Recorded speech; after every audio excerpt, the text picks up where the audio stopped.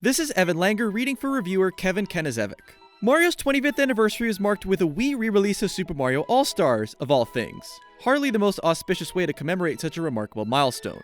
This year, however, Nintendo is giving Mario a more fitting anniversary tribute, headlining the festivities with Super Mario 3D All-Stars, a Switch compilation featuring a trio of the plumber's most influential adventures: N64 Super Mario 64, GameCube Super Mario Sunshine, and Wii Super Mario Galaxy. The games that are included here are some of Mario's most memorable, and they've all been given an HD sheen. Mario 64 runs in 720p whether you're playing on the television or in handheld mode, while Sunshine and Galaxy both run in 1080p docked and 720p handheld.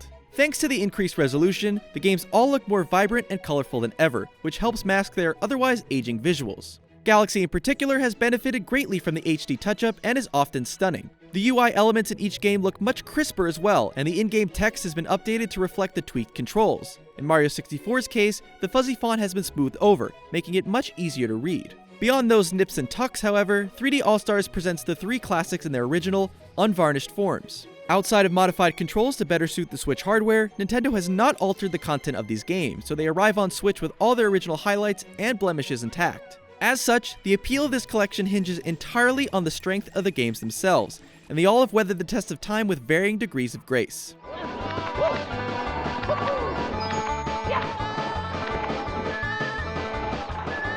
As the oldest game in the compilation, Mario 64 has aged the most noticeably, something that is immediately apparent in the controls. While Mario himself still feels as spry and acrobatic as ever, he doesn't quite feel as sharp to maneuver as he once did. His turn radius is a bit unwieldy and his walk a little too jittery, which often makes it difficult to guide him across narrow pathways or line him up to read signposts or speak to other characters. The biggest sticking point, however, is the camera system. Pioneering as it was in 1996, the camera is often an impediment, restrictive at the best of times and combative at the worst. You can only shift the camera angle around in increments, but even then, it has a tendency to drift back behind Mario, making it difficult to frame jumps and other actions that require tightrope precision.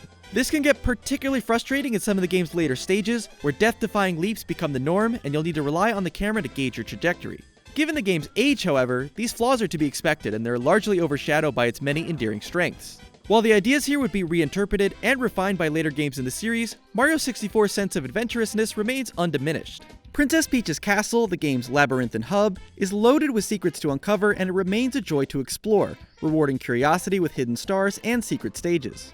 The game is particularly clever in the way it builds expectations only to later subvert them. You'll spend your first handful of hours learning that levels are accessed via paintings, only for the game to disguise the entrance to one later stage as a nondescript wall. These little moments of discovery are plentiful and always feel rewarding to stumble upon. The game's novelty on the whole may have been somewhat diminished by the passage of time, but it is still able to surprise and delight often.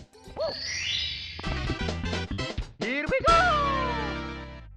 Super Mario Sunshine is commonly regarded as something of an odd duck among the Mario series, a game with as many detractors as advocates, and it's much easier to see why when it's juxtaposed with two of Mario's most acclaimed outings. Much of it boils down to the clumsily named Flash Liquidizer Ultra Dowsing Device, or FLUDD, a water-spewing contraption that Mario wears on his back throughout most of the adventure. While the plumber is still able to leap and slide around levels with acrobatic abandon, FLUDD is his primary means of interacting with the world around him in Sunshine. You'll use it to battle bosses, hit far-off panels, and clean up goop, while additional nozzles give FLUDD the ability to launch Mario into the air like a rocket or zip around at high speeds. In the same way that Mario 64 showcased the N64's analog stick, FLUDD was a showpiece for the GameCube controller's analog shoulder buttons. Pressing down on the right trigger lightly would let Mario spray water while moving, while holding the trigger down fully stopped him in his tracks, allowing you to aim more precisely. Since the Switch controller lacks analog triggers, these actions have been divided up between the ZR and R buttons. It's a suitable workaround, and you also have no choice but to adapt to these changes, since 3D All-Stars inexplicably doesn't support the GameCube controller with the original controls.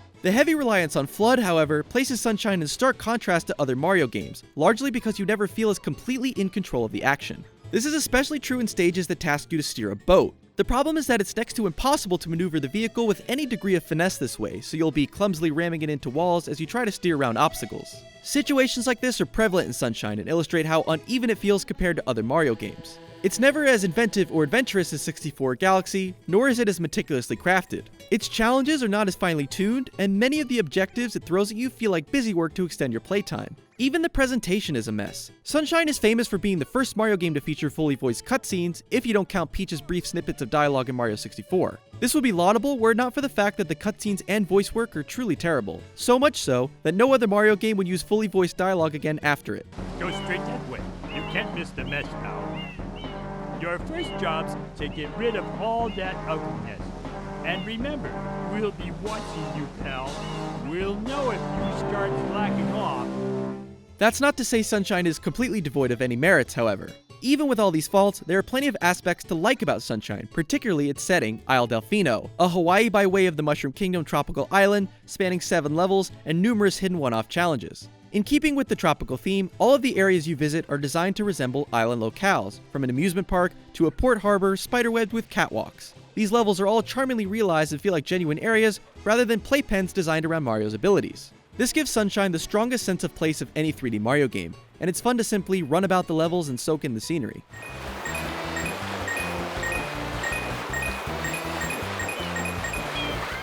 Mario's first Wii adventure rounds out the collection, and it holds up as the best of the bunch, as fresh and exciting to play now as it was when it first launched in 2007.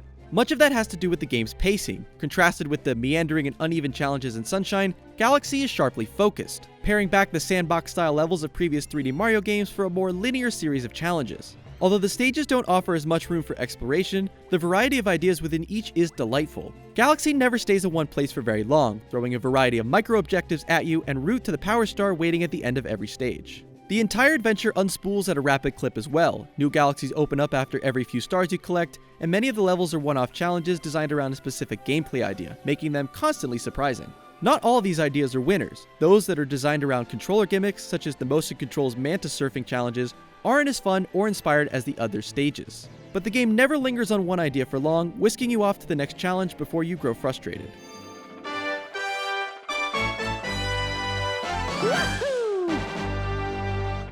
Given that it was originally designed around motion controls, Mario Galaxy has received the most substantial control tweaks in its move to Switch. You can still play the game Wii style with one Joy-Con in each hand, and this setup still feels like the most natural way to experience the adventure, as it most easily lets you maneuver Mario around and use the star cursor simultaneously.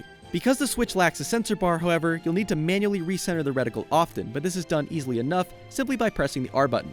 There are other controller options beyond the traditional setup, but all of them utilize motion in some capacity and don't feel quite as natural as using 2 Joy-Cons.